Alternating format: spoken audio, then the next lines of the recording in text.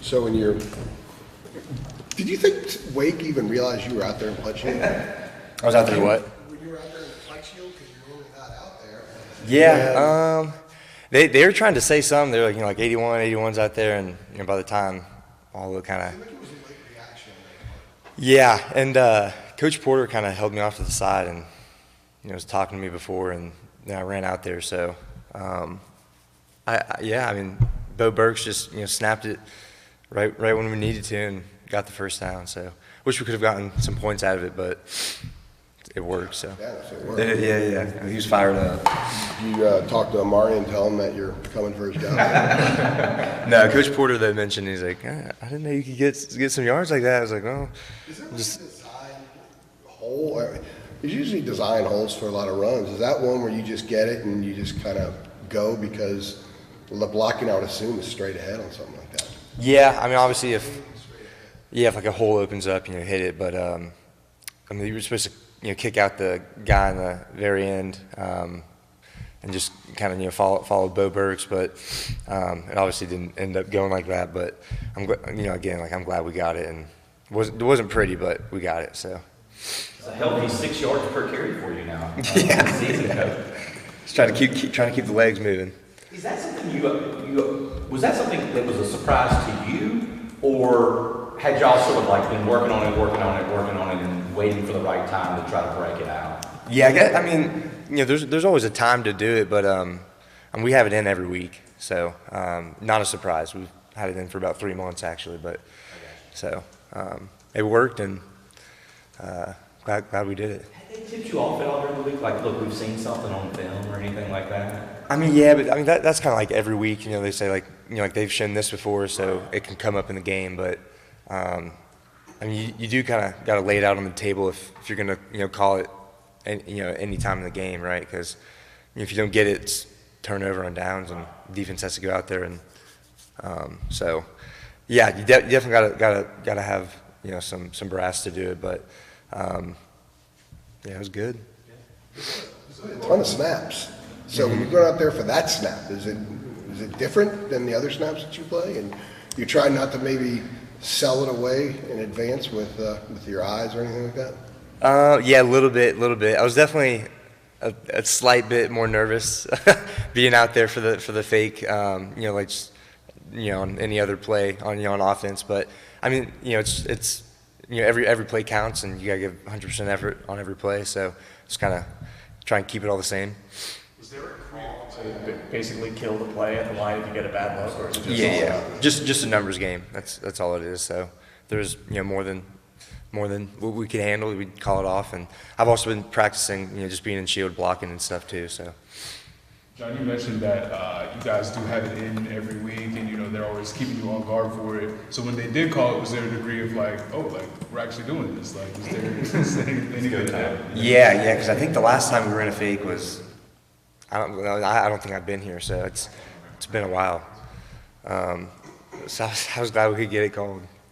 I was talking to Chip the other day, and he was kind of giving you credit for, doing some of the, dirty work things like blocking. He said that's something that you've obviously embraced in your career here. And obviously that's very much a part of the role and the duty of a tight end. But for you personally, how have you gone about, embracing that and being like, okay, even if I don't get the most targets, I'm gonna do something, when I'm on the. Yeah, no, I mean, everyone wants to touch the ball and score and get a lot of yards and have that glory and everything. But it's also nice when Omarion shines, because that means you're doing something right. Although he does break a lot of tackles. So, no, but I mean it's something that I've kind of prided myself on, is blocking. So I just Coach Kitchens has been great with technique and footwork and all that. So.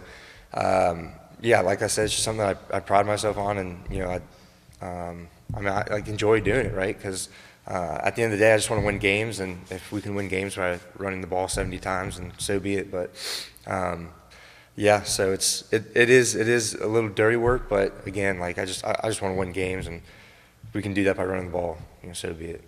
How involved has Bryson been since the injury? Has he been sort of a coach on the field? Yeah, no, he's been here every day for practice, every day for meetings, and besides the traveling part, On the sideline, this is the first time he's been on the sideline since, because we've been away and bye week and everything, but been really good.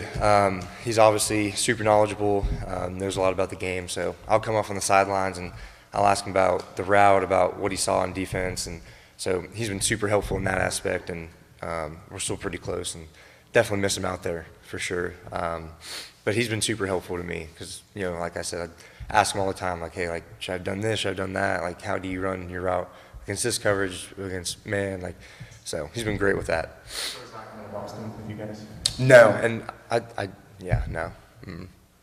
Just talking about blocking, Chip said yesterday that as much as he appreciated Amarion's last run, where he leaped over the line and took a bunch of deacons in the end zone, that thing he liked most about it was there were a bunch of blockers right there with him. Yeah. You were right there, you were right to his right. There's a photo that you're screaming when he's in the end zone and stuff like that. When you go into the end zone with a running back and there's a couple more linemen there, what is that feeling like? And how much fun is it to be there to celebrate immediately with him? Yeah, no, awesome, right? Because, it's us getting off the field, which we can get a breather, and, defense to hopefully go out there and, make a stop again and put us back out on the field. But it's awesome. It's, especially when, Marion's got one or two dudes trying to take him down, and you see a bunch of us trying to go there and push the pile. That's also a really good feeling. You can get some more yards after that, but just team effort. So.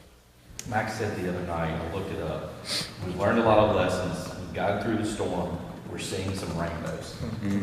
What, are you seeing the rainbows too? And it sounds like something he's saying, it sounds like one of his talking points lately.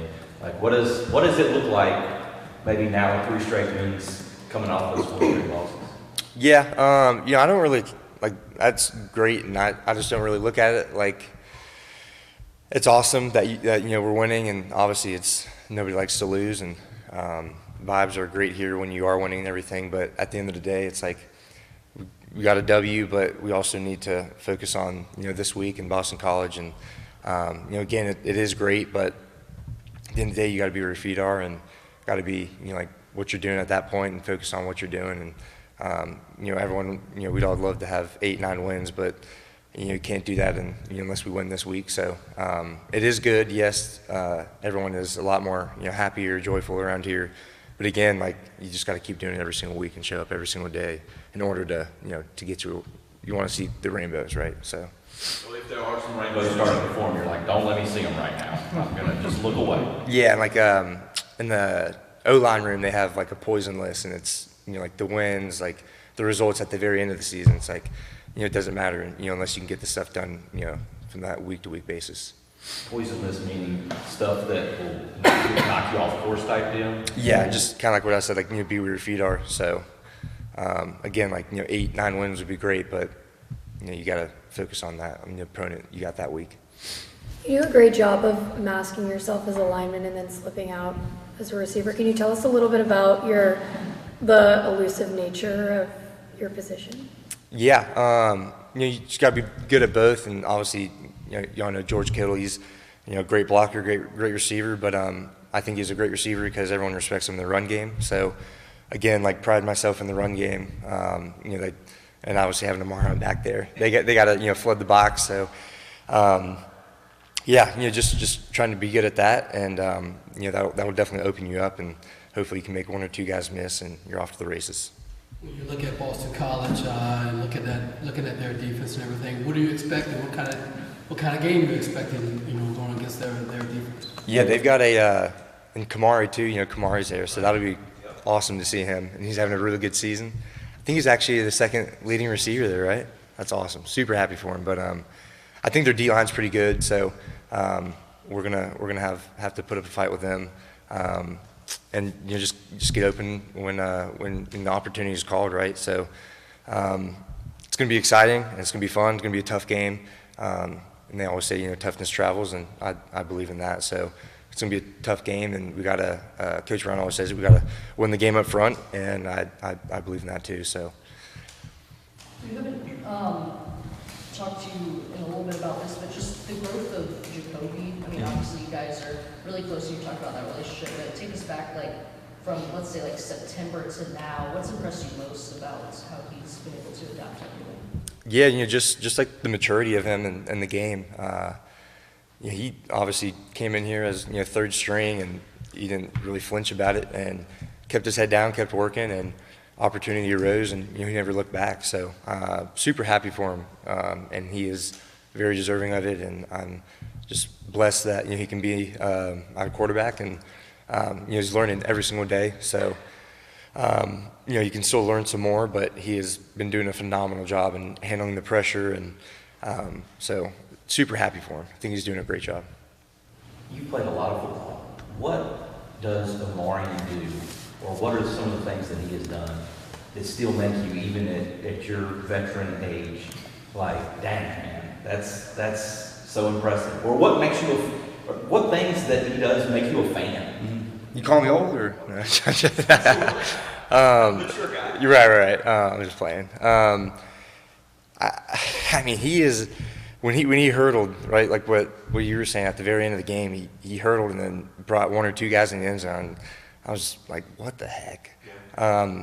He's got a nickname like Hammer or Juggernaut. I mean, it takes about 3, 4, 5 guys to bring him down. So I think really just doing that, because like right before half, I had that screen, and I was thinking, I was like, Marion, they probably could have broken the tackle there and probably walked in, but he's just, he makes guys miss in the open field, and he can break tackles, and he's a back that you'd want in your backfield. So where does he find the strength? As many hits as he takes, the collisions, just all that. Like, where do you think he finds, where do you think he finds the strength? I think one, it's a mindset, right? Like you have to be tough to play this game no matter what. But I think two, he's a hard worker. Like, there's no doubt about that. He's always doing something extra in the off season. But again, I think it's really just a mindset. He's got to do a lot of recovering after the games, after all the hits he takes. But again, he's well deserving of it too. So. How long do you think it would take you to recover after getting 40 touches in a game? No, I'm good probably about by today. Mondays are off days, which is great. So I use that for trying to get 9 or 10 hours of sleeping, and hot tub, cold tub, red light, cryo. So try and go the whole 9 yards, because like you said, I am old. So. In about 8 months from now, you won't be so old. Right. That's true. Yeah. No, I get it all in the tight end room, and all the guys are like, Grandpa, or call me like I'm 28 years old. I'm like, come on, dude. Like, no, but yeah, you definitely got to utilize, recovering and sleep. And Amber's always on my butt about eating too. So, because eating obviously helps your body recover. So, yeah, try to do everything you can.